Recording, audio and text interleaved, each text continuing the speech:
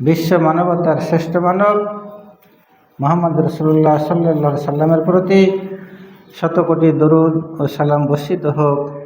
আল্লাহুম্মা সাল্লি আলাইহি আল্লাহুম্মা বারিক আলাইহি।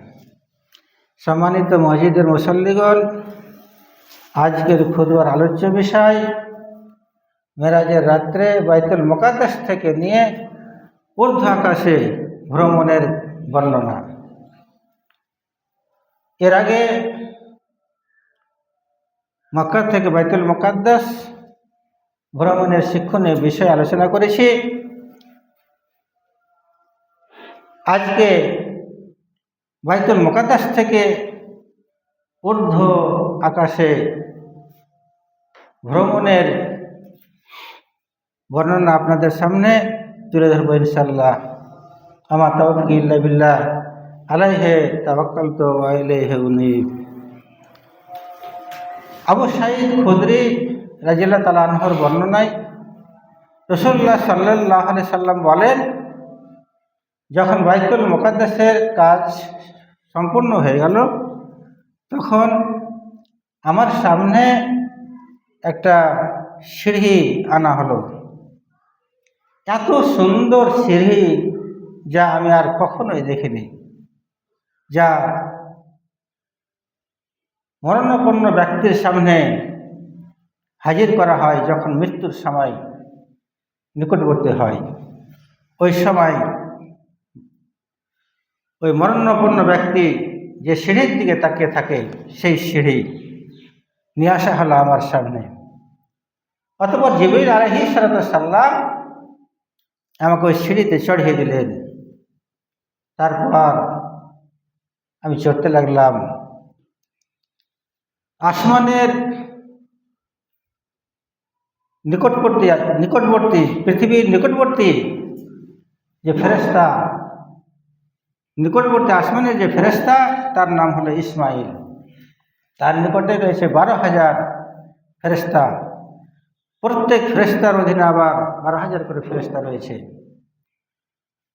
বাইহাকীর বর্ণনায় রয়েছে যে পৃথিবীর নিকটবর্তী যে ফেরেশতা, তার নাম হলো ইসমাইল।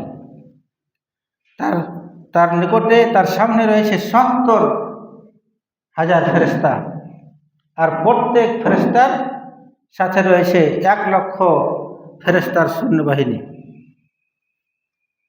অতঃপর আমি যখন আকাশের দরজার নিকটে গেলাম, জিবরীল আলাইহিস সালাম বললেন, আকাশের ফেরেশতাকে দরজা খোলার জন্য। তখন সেখানে উপস্থিত ছিল আকাশের ফেরেশতা। সে তাকে জিজ্ঞাসা করল, আপনি কে বলছেন? সে বলল, আমি জিবরীল আলাইহিস সালাম। তাকে জিজ্ঞাসা করা হলো, তোমার সঙ্গে কে আছে? সে বলল, মুহাম্মদ সাল্লাল্লাহু আলাইহি সাল্লাম। তার কাছে কি কোনো দূত প্রেরণ করা হয়েছিল? জিবরীল আলাইহিস সালাম বললেন, হ্যাঁ। তখন তিনি বললেন, তার জন্য দরজা খুলে দেওয়া হলো। সেখানে আদম আলাইহিস সালামকে প্রথম আকাশে দেখতে পেলেন। মুহাম্মদ সাল্লাল্লাহু আলাইহি সাল্লাম ওই প্রথম দিন আল্লাহ পাক রব্বুল আলামিন আদম আলাইহিস সালামকে যে আকৃতিতে সৃষ্টি করেছিলেন, সেই আকৃতিতে, সেই চেহারায় তাকে দেখতে পেলেন। তারপর সে তাকে সুপুত্র বলে সম্বোধন করল। আর তারপরে তাকে স্বাগতম জানালেন। তারপর মুহাম্মদ সাল্লাল্লাহু আলাইহি সাল্লাম বলেন যে কিছুটা হঠাৎ আমি এগিয়ে গেলাম, তো দেখলাম যে কিছু দস্তরখানা বিছানো আছে। আর ওই দস্তরখানায় কাটা কাটা মাংস রাখা আছে। কিন্তু সেখানে কেউ যাচ্ছে না। অন্যদিকে আবার একটা দস্তরখানা দেখলাম, সেখানে কিছু দুর্গন্ধযুক্ত মাংস রাখা আছে। সেখানে কিছু লোক আছে, জড়ো হয়ে আছে, এবং তারা সেখান থেকে ওই দুর্গন্ধযুক্ত মাংস খাচ্ছে। আমি বললাম, হে জিবরাইল, এরা কারা? জিবরাইল আলাইহিস সালাম বললেন যে আপনার উম্মতের এরা তারাই যারা হালালকে ছেড়ে দিয়ে হারাম ভক্ষণ করবে, এরা হলো তারা।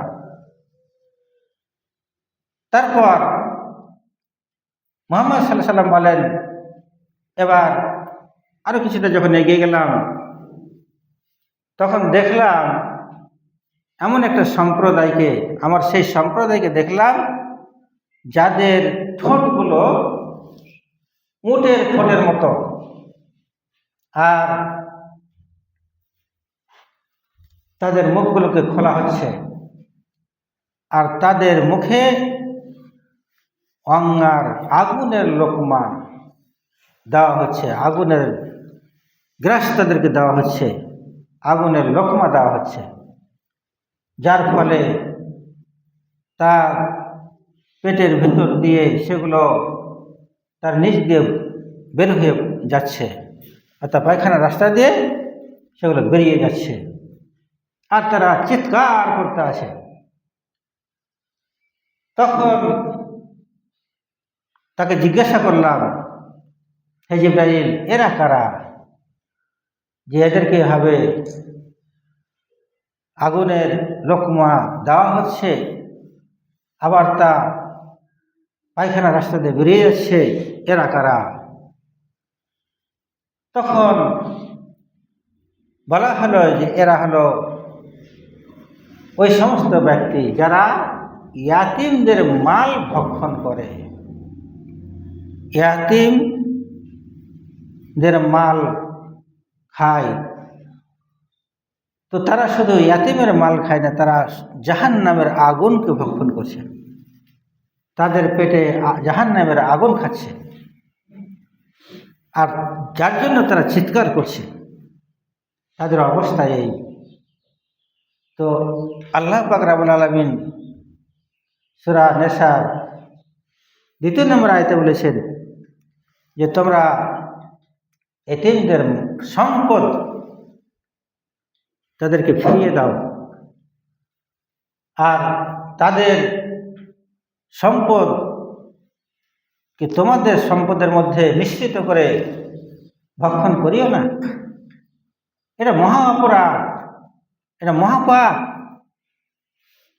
একজন ইয়াতিম যখন নাবালক থাকে, তখন তার অভিভাবকের কর্তব্য হলো তার মাল গচ্ছিত রাখা, সংরক্ষণ করা, তার মালকে হেফাজত করা। যখন সে প্রাপ্তবয়স্ক হবে, তখন তার মাল তাকে গছিয়ে দেওয়া, দিয়ে দেওয়া, এটা কর্তব্য।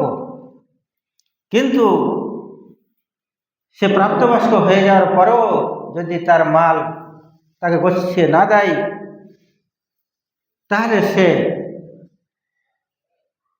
আল্লাহর নিকটে জবাবদিহি তাকে করতে হবে। তার মাল খাওয়া মানে কি? সে আগুনের লোকমা খাচ্ছে, সে আগুন খাচ্ছে, জাহান্নামের আগুন। এবং এতিমদের ধন সম্পদ নিজের ধন সম্পদের সঙ্গে মিশিয়ে দিয়ে ভক্ষণ করা চলবে না। যারা এরকম করে তারা আল্লাহকে ভয় করুক, এবং এতিমদের সম্পদ ফিরিয়ে দেন আপনি সুস্থ থাকতে থাকতেই, দুনিয়াতে বেঁচে থাকতে থাকতেই, কারণ এটা আপনার দায়িত্ব। ইয়াতিম, তার বাবা মারা গেছে, ইয়াতিম হয়ে গেছে, তার সম্পদ রক্ষা করার দায়িত্ব তোমার।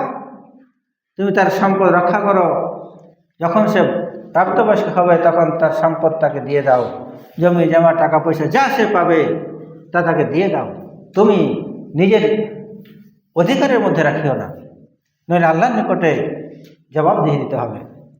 অর্থাৎ যারা ইয়াতিমের মাল খাবে তারা শুধু জাহান্নামের আগুনকেই পেটে ভরবে, জাহান্নামের আগুনই খেতে থাকবে। এ থেকে আমাদেরকে সাবধান হতে হবে। তো রাসূলুল্লাহ সাল্লাল্লাহু আলাইহি ওয়াসাল্লাম মেরাজের এই জিনিসটা দেখলেন, ইয়াতিমদের যারা মাল খাচ্ছে তাদের ঠোঁটগুলো উটের ঠোঁটের মতো, আর তাদের লোকমা দেওয়া হচ্ছে আগুনের, জাহান্নামের আগুনের লোকমা দেওয়া হচ্ছে। তারপর রাসূলুল্লাহ সাল্লাল্লাহু আলাইহি ওয়াসাল্লাম বললেন, আরো কিছুটা যখন এগিয়ে গেলাম তখন দেখলাম ওই সমস্ত নারীদেরকে যাদেরকে স্তনের উপরে ঝুলিয়ে রাখা হয়েছে, স্তনের ভারে ঝুলিয়ে রাখা হয়েছে, আর তারা চিৎকার করছে। রাসূলুল্লাহ সাল্লাল্লাহু আলাইহি ওয়াসাল্লাম বলেন, আমি জিজ্ঞাসা করলাম, হে জিবরাইল, এরা কারা? তখন জিবরাইল আলাইহিস সালাম বললেন যে এরা আপনার উম্মতের সেই সব ব্যভিচারিণী নারী, আপনার উম্মতের ওই সমস্ত ব্যভিচারিণী নারী, তাদের শাস্তিকে এভাবে দেওয়া হচ্ছে, তারা চিৎকার করতে আসে। রাসূলুল্লাহ সাল্লাল্লাহু আলাইহি ওয়াসাল্লাম তারপরে বলেন, আরো কিছু এগিয়ে গেলাম, সেখানে দেখলাম যে কিছু লোক তাদের পেটটা বিরাট একটা ঘরের মতো, এবং সে উঠতে পারছে না, উঠতে যাচ্ছে তার পড়ে যাচ্ছে, এরকম অবস্থা। আর যারা উঠতে যাচ্ছে তারা পড়ে যাচ্ছে। তখন রাসূলুল্লাহ সাল্লাল্লাহু আলাইহি ওয়াসাল্লাম জিজ্ঞাসা করলেন, হে জিবরাইল, এরা কারা? তাদের পেট এত বড়, ঘরের সমান সমান, বড় বড় ঘরের সমান তাদের পেট, এরা কারা? তখন জিবরাইল আলাইহিস সালাম বললেন, এরা আপনার উম্মতের সেই সমস্ত লোক যারা সুদ খেত, এরা সুদ খেত, যার জন্য তাদের এই অবস্থা। তারা তাদের পেটগুলো বড় বিরাট ঘরের মতো, সে দাঁড়াতে পারে না, অথচ তারা ফেরাউনের বংশের রাস্তায় রয়েছে। যখন ওই রাস্তা দিয়ে কেউ যাচ্ছে তখন তাদেরকে মানে শয়তান ছুঁয়ে কোকড়া করে দিচ্ছে, ফলে তারা দাঁড়াতে পারছে না। তো সুদখোর ব্যক্তির শাস্তি এরকম, সে দাঁড়াতে পারে না, তার পেট বিরাট বড়। তাছাড়া আরও শাস্তি বর্ণনা করা হয়, যেমন সুদখোর যারা হবে তাদেরকে রক্তের নদীতে ফেলে দেওয়া হবে, আর উপরে নদীর কিনারায় একজন ফেরেশতা পাথর নিয়ে দাঁড়িয়ে থাকবে, মারবে পাথর, সে ছিটকে চলে যাবে রক্তের নদীতে, মাঝ নদীতে, আবার যখন কাছে আসবে আবার মারবে, এই শাস্তি চলতেই থাকবে। তাই সুদ খাওয়া জঘন্যতম অপরাধ। 1 টাকা সুদ খাওয়া, নিজের মায়ের সঙ্গে জেনা 36 বার জেনা করার সমান নাকি গুনাহ। 36 বার জেনা করলে যা গুনাহ, 1 টাকা সুদ খেলে সেই গুনাহ। অথচ আজ মানুষ সুদের সঙ্গে জড়িয়ে গেছে, বিভিন্ন রকমের সুদে মানুষ জড়িয়ে আছে, সুদ থেকে বের হতে পারছে না। লোন নিচ্ছে সুদের ওপরে, লোন নিয়ে টাকা নিয়ে বাড়ি গাড়ি করছে, অথচ সুদের ভয়াবহ শাস্তি বর্ণনা করা হয়েছে। তো যাই হোক, রাসূলুল্লাহ সাল্লাল্লাহু আলাইহি ওয়াসাল্লাম বললেন, এরা হলো সুদখোর, যাদের পেটকে মানে ঘরের মতো, বড় বড় ঘরের মতো পেট, এরা দাঁড়াতে পারছে না, দাঁড়াতে যাওয়ার চেষ্টা করছে, পড়ে যাচ্ছে। তারপর দেখলেন যে এক শ্রেণীর লোক যাদের দেহের এক অংশ থেকে মাংস কেটে তাদেরকে খেতে দেওয়া হচ্ছে। তখন রাসূলুল্লাহ সাল্লাল্লাহু আলাইহি ওয়াসাল্লাম বললেন, এরা কারা হে জিবরাইল, যাদের মাংস দেহ থেকে কাটছে আর খেতে দেওয়া হচ্ছে? বলে, এরা হলো পর নিন্দাকারী। দুনিয়াতে এরা পরের নিন্দা করে বেড়াতো, আর অপবাদ তো নিন্দা পরনিন্দা করত, কুৎসা রটনা করত। তাই এদের এই শাস্তি মানে এরা মৃত্যু ভাইয়ের মাংস ভক্ষণ করা, যেটা কোরআনে বলা হয়েছে যে তোমরা কি তোমাদের মৃত্যু ভাইয়ের মাংস খেতে পছন্দ করো? নিশ্চয়ই এটা পছন্দ করো না, এটা ঘৃণিত কাজ। তাই যারা পরনিন্দা পরচর্চা করে বেড়ায় তারা আসলে মৃত্যু ভাইয়ের মাংস ভক্ষণ করে। তাই এই শাস্তিটা রাসূলুল্লাহ সাল্লাল্লাহু আলাইহি ওয়াসাল্লাম মেরাজে গিয়ে দেখলেন। তো যাই হোক, একের পর এক ঘটনা, বিস্তারিত ঘটনা রয়েছে। এইভাবে রাসূলুল্লাহ সাল্লাল্লাহু আলাইহি ওয়াসাল্লাম প্রথম আকাশে গেলেন, আদম আলাইহিস সালামকে দেখলেন। দ্বিতীয় আকাশে গেলেন, সেখানে ঈসা ইবনে মারিয়াম এবং ইয়াহইয়া ইবনে জাকারিয়াকে দেখতে পেলেন। তৃতীয় আসমানে ইউসুফ আলাইহিস সালামকে দেখলেন। চতুর্থ আসমানে দেখতে পেলেন ইদ্রিস আলাইহিস সালামকে। পঞ্চম আকাশে হারুনের সাথে সাক্ষাৎ। ষষ্ঠ আকাশে মুসা আলাইহিস সালামের সাক্ষাৎ হলো। সপ্তম আকাশে ইব্রাহিম আলাইহিস সালামের সঙ্গে সাক্ষাৎ।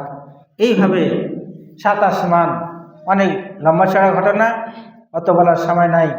7 আসমান যাওয়ার পর সিদরাতুল মুনতাহা, সেখানে সিদরাতুল মুনতাহায় পৌঁছে গেলেন। তো সিদরাতুল মুনতাহা পর্যন্তই মানুষ বা এই মানুষের যে মৃত্যুবরণ করে রূহগুলোকে নিয়ে যাওয়া হয়, এ পর্যন্ত তারা যায়, তারপরে আর উপরে যেতে পারে না। তো আদম আলাইহিস সালামকে যখন দেখলেন, তো দেখলেন যে আদম আলাইহিস সালামের ডান পাশে কিছু ছায়া, কিছু রূহ পেশ করা হচ্ছে। তখন আদম আলাইহিস সালাম বলছিলেন যে পবিত্র আত্মা, পবিত্র দেহ, এদেরকে সিজ্জিনে রাখা হোক। যারা ভালো লোক তাদেরকে ইল্লিনে রাখা হোক। তাদেরকে ইল্লিনে রাখা হয়েছে। ডান পাশে যে সমস্ত রূহগুলো ছিল সেগুলোকে ইল্লিনে রাখার কথা বললেন। আর বাম পাশে যেসব রূহগুলো ছিল তাদের সম্পর্কে আদম আলাইহিস সালাম বলছেন যে এরা দুষ্ট, অপবিত্র দেহ, অপবিত্র আত্মা, এদেরকে সিজ্জিনে রাখা হোক। তো মানুষ যখন, ভালো লোক যখন মরে, তখন তাদের আত্মাকে উপরে নিয়ে যাওয়া হয় এবং ওই সিদরাতুল মুনতাহা পর্যন্তই যায়, তার উপরে আর যেতে পারে না। তারপরে তাদেরকে ইল্লিনে রেখে দেওয়া হয়। আর যারা পাপাচার, পাপিষ্ট লোকের আত্মা, তাদের জন্য আসমানের দরজাই খোলা হয় না, ওখান থেকে তাদেরকে ফেলে দেওয়া হয় 7 জমিনের নিচে সিজ্জিন রয়েছে। সপ্ত জমিনের নিচে সর্বনিম্ন স্তরে সিজ্জিন, সেই সিজ্জিনে তাকে রেখে দেওয়া হয়। তো যাই হোক, আদম আলাইহিস সালাম এগুলো দেখলেন। আদম আলাইহিস সালামের দুই পাশে, আদম আলাইহিস সালাম যখন ডান দিকে দেখছিলেন তখন হাসছিলেন, আর বাম দিকে যখন দেখছিলেন তখন কাঁদছিলেন। তো কাঁদার কারণ যে ডান দিকের লোকগুলো যারা ছিল তারা জান্নাতে যাবে, আর বাম দিকের যারা যে সমস্ত রূহ ছিল সেগুলো সব জাহান্নামে যাবে। আল্লাহ এই সব দৃশ্যগুলি, ঘটনাগুলোকে আল্লাহ নবী সাল্লাল্লাহু আলাইহি ওয়াসাল্লাম মেরাজের রাত্রে দেখিয়ে দিয়েছিলেন। তারপর সিদরাতুল মুনতাহা পর্যন্ত যাওয়ার পরে এবার পরের ঘটনা, এবার ওখানে জিবরিল আলাইহিস সালাম আর যেতে পারছেন না। তখন আসলো রফ নামে এক পাখি, এক রফ, যাতে রাসূলুল্লাহ সাল্লাল্লাহু আলাইহি ওয়াসাল্লামকে চড়িয়ে দেওয়া হলো। আর এই রফ নিয়ে চলে গেল, উঠতে উঠতে চলে গেল আল্লাহর আরশের, আল্লাহর নিকটে। রাসূলুল্লাহ সাল্লাল্লাহু আলাইহি ওয়াসাল্লাম মেরাজে আল্লাহর নিকটবর্তী এত হয়েছিল, বুখারী শরীফের ঘটনায়, বুখারীর হাদিসে রয়েছে যে তীরের সুতা এবং ডাঙের মাঝামাঝি এত কাছাকাছি তিনি হয়ে গেছিলেন, আল্লাহ রবের নিকটে হয়ে গেছিলেন। এবং তাদের কাছ থেকে মানে কথোপকথন শুরু হলো। আল্লাহ রাসূলুল্লাহ সাল্লাল্লাহু আলাইহি ওয়াসাল্লামকে 50 শত নামাজ দিলেন। তারপর মুসা আলাইহিস সালামের কথা আবার ফিরে গেলেন। এই করতে করতে 50 শত কমিয়ে 5 শত করা হলো, কিন্তু ফজিলতের দিক দিয়ে হয়ে গেল 50 শতেরই সমান। তা আল্লাহ পাক রব্বুল আলামিন এই 50 শত নামাজকে কমিয়ে 5 শত করেছেন। আর এই কমাবার জন্য রাসূলুল্লাহ সাল্লাল্লাহু আলাইহি ওয়াসাল্লামের নিজস্ব ক্ষমতা নাই। তিনি মুসার কথায় আবার গেলেন, এভাবে কমালেন। তো যে কাজ রাসূলুল্লাহ সাল্লাল্লাহু আলাইহি ওয়াসাল্লাম নিজে করতে পারলেন না, আল্লাহর হক, আল্লাহর কাছ থেকে পারমিশন নিছেন। তো সেই শরীয়ত বর্তমানে বিদ্যমান আছে। রাসূলুল্লাহ সাল্লাল্লাহু আলাইহি ওয়াসাল্লাম যা দিয়েছেন সেটাই করতে হবে, মানুষের নতুন করে গড়ানো যাবে না। তাই রমজান রজব মাসে যারা সালাতুর রাগায় পড়েন, এটা বেদাত, এটা করা যাবে না। এর আগে জুমাতে বলে দিয়েছি বিস্তারিত। তারপরে রজবের নিয়তে, রজবের মাসে মেরাজের উপলক্ষে যারা রোজা রাখে, এ রোজা রাখা চলবে না, এগুলো বেদাত। আল্লাহ যেন আমাদেরকে বোঝার এবং আমল করতে তৌফিক দান করেন। এবার আজকের বক্তব্য এখানে শেষ করছি।